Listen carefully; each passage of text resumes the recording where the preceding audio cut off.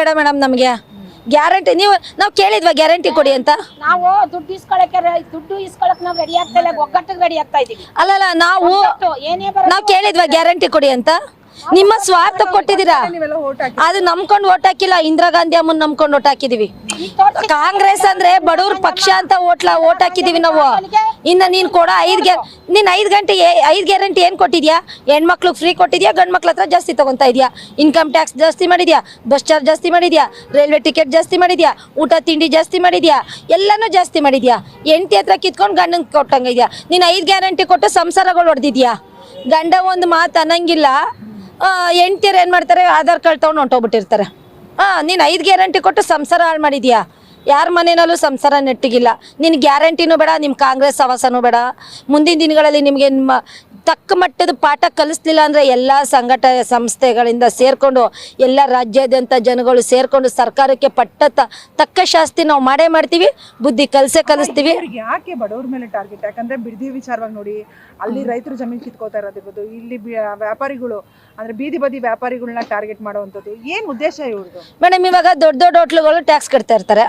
ಈಗ ನಮ್ಮಂತರ ಹತ್ರ ಏನೋ ಮಾಡ್ಕೊಳಕ್ ಆಗಲ್ವಲ್ಲ ಮೇಡಮ್ ಈಗ ನಮ್ಮಂತರ್ನ ಎತ್ಬಿಟ್ಟು ದೊಡ್ಡ ಹೋಟ್ಲವ್ರ ಹತ್ರ ರೋಲ್ ಕಾಲ್ ಮಾಡ್ಬೇಕಲ್ಲ ಅಲ್ಲಿ ಟ್ಯಾಕ್ಸ್ ರೈಸ್ ಮಾಡ್ಬೇಕಲ್ಲ ಆಯ್ತು ಮೇಡಮ್ ಇವಾಗ ನಾವು ನಿಲ್ಲಿಸ್ತೀವಿ ಹೋಟ್ಲುಗಳೆಲ್ಲ ಮೇಂಟೈನ್ ಮಾಡ್ತಾರಾ ತರಕಾರಿ ಅಂಗಡಿಗಳೆಲ್ಲ ಮೇಂಟೈನ್ ಮಾಡ್ತಾರ ಅವ್ರ ಕೈಲಿ ಬೀದಿ ಬದಿ ವ್ಯಾಪಾರಿಗಳಿಲ್ಲ ಅಂದ್ರೆ ಒಂದು ದಿನಾನು ರಾಜ್ಯದಲ್ಲಿ ಮೇಂಟೈನ್ ಮಾಡೋದು ತುಂಬಾ ಕಷ್ಟ ಇದೆ 80% ಜನ ಬೀದಿ ಮೇಲೆ ಮೇಡಮ್ ಜೀವನ ಮಾಡ್ತಾ ಇರೋದು ಇನ್ನು 20% ಜನ ಅವ್ರ ಆಸ್ತಿನಲ್ಲಿ ರಾಯಲ್ ಆಗಿ ಜೀವನ ಮಾಡ್ತಾ ಇರ್ಬೋದು 80% ಜನನ ನೀವು ತುಳಿತಾ ಇದ್ದೀರಾ ಈ ತುಳಿಯೋಕ್ಕೆ ಮುಂದಿನ ದಿನಗಳಲ್ಲಿ ಬರೀ 6 ತಿಂಗಳು ನಿಮಗೆ ಟೈಮ್ ಇರೋದು 2 ವರ್ಷ ಟೈಮ್ ಇಲ್ಲ ಬರೀ 6 ತಿಂಗಳು ಟೈಮ್ ಇರೋದು ಈ 6 ತಿಂಗಳು ಕಳೆದ್ರೆ 27 ಬರುತ್ತೆ 27ರಿಂದನೇ ಸಜ್ಜಾಗ್ತೀರಾ 28 ಎಲೆಕ್ಷನ್ಗೆ ಅವಾಗ ನಾವು ನಿಮಗೆ ತಕ್ಕ ಪಾಠ ಕಳಿಸ್ಲಿಲ್ಲ ಅಂದ್ರೆ ನಾವು ಈ ಜನಗಳೆಲ್ಲ ನಾವು ನಿಮಗೆ ನಿಮ್ಮ ಮನೆ ಬಾಗ್ಲಿಗೆ ಕಸ ಗುಡಿಸ್ಕೊಂಡು ಬಿದ್ದಿರ್ತೀವಿ ನಿಮಗೆ ಪಾಠ ಕಲಿಸ್ಲಿಲ್ಲ ಅಂದ್ರೆ ಇದು ದೃಢ ನಿರ್ಧಾರ ಮೇಡಮ್ ಇವತ್ತು ಇವ್ರು ಇದು ಮಾಡಲಿಲ್ಲ ಅಂದ್ರೆ ಇದು ಉಪವಾಸ ಸತ್ಯಾಗ್ರಹನೂ ಆಗುತ್ತೆ ಬೃಹತ್ ಮಟ್ಟದಲ್ಲಿ ಪ್ರತಿಭಟನೆನೂ ಆಗುತ್ತೆ ವಿಧಾನಸೌಧಕ್ಕೂ ಮುತ್ತಿಗೆ ಹಾಕ್ತಿವಿ ರಾಜ್ಯ ಮಟ್ಟದಲ್ಲಿ ಏನಾದ್ರು ಪ್ರತಿಭಟನೆ ಮಾಡ್ತೀರಾ ಫುಲ್ ರಾಜ್ಯ ಮಟ್ಟದಲ್ಲೇ ಮಾಡ್ತೀವಿ ಮೇಡಮ್ ನಾನು ಇವತ್ತು ಕರ್ನಾಟಕ ರಾಜ್ಯ ರೈತೋದಯ ಹಸಿರು ಸೇನೆ ಸಂಘಟನೆಯಲ್ಲಿ ಬೆಂಗಳೂರು ನಗರ ಅಧ್ಯಕ್ಷೆ ಆಗಿದ್ದು ಈಗ ರಾಜ್ಯ ಮಹಿಳಾ ಅಧ್ಯಕ್ಷೆಯಾಗಿ ಪೋಸ್ಟಿಂಗ್ ಆಗಿದೆ ನಾವು 1008 ಮದುವೆ ಮಾಡಿಸಿದ್ವಿ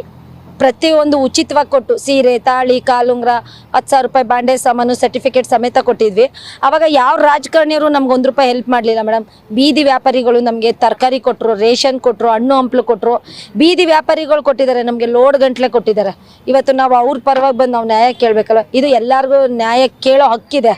ಮತ್ತು ನಾನು ಜನಗಳಲ್ಲಿ ಕೇಳೋದು ಏನಪ್ಪ ಅಂದರೆ ಪ್ರತಿಯೊಬ್ಬರು ನೋಡ್ತಾ ಇರೋರು ನಿಮ್ಮಷ್ಟಕ್ಕೆ ನೀವೇ ಬಂದು ಈ ಪ್ರತಿಭಟನೆಗೆ ಸಹಕರಿಸಬೇಕು ನಮ್ಮನ್ನು ಕರೆದಿಲ್ಲ ನಮಗೆ ಆದ್ಯತೆ ಕೊಟ್ಟಿಲ್ಲ ಅಂತ ಯಾರು ಹೇಳ್ಬೇಡಿ ಇವತ್ತು ನನ್ನನ್ನು ಯಾರು ಕೂಗಿರ್ಲಿಲ್ಲ ಮೇಡಮ್ ನಾನೇ ಸ್ವಯಂ ಇಚ್ಛೆಯಿಂದ ಬಂದಿದ್ದೀನಿ ನಾನೊಂದು ರೈತರ ಸಂಘದ ರಾಜ್ಯಾಧ್ಯಕ್ಷೆ ನಾನು ಯಾಕೆ ಬರಲಿ ಅಂತ ನನ್ನ ಮನೆಯೊಳಗೆ ಕೂತ್ಕೊಂಡಿಲ್ಲ ನಾನು ಸ್ವತಂತ್ರವಾಗಿ ನಾನು ಇಂಡಿಪೆಂಡೆಂಟಾಗಿ ವಾಲಂಟ್ರಿಯಾಗಿ ಬಂದು ಇದು ಪ್ರತಿಭಟನೆಗೆ ಕೈ ಜೋಡಿಸಿದ್ದೀನಿ ಹಂಗೆ ಎಲ್ಲ ರಾಜ್ಯದ ಜನಗಳು ಬಂದು ಈ ಪ್ರತಿಭಟನೆಗೆ ಜಾತಿ ಭೇದ ಭಾವ ಇಲ್ಲದೆ ಬಂದು ಕೈ ಜೋಡಿಸ್ಬೇಕು ಅಂತ ಕೇಳ್ಕೊಂಡು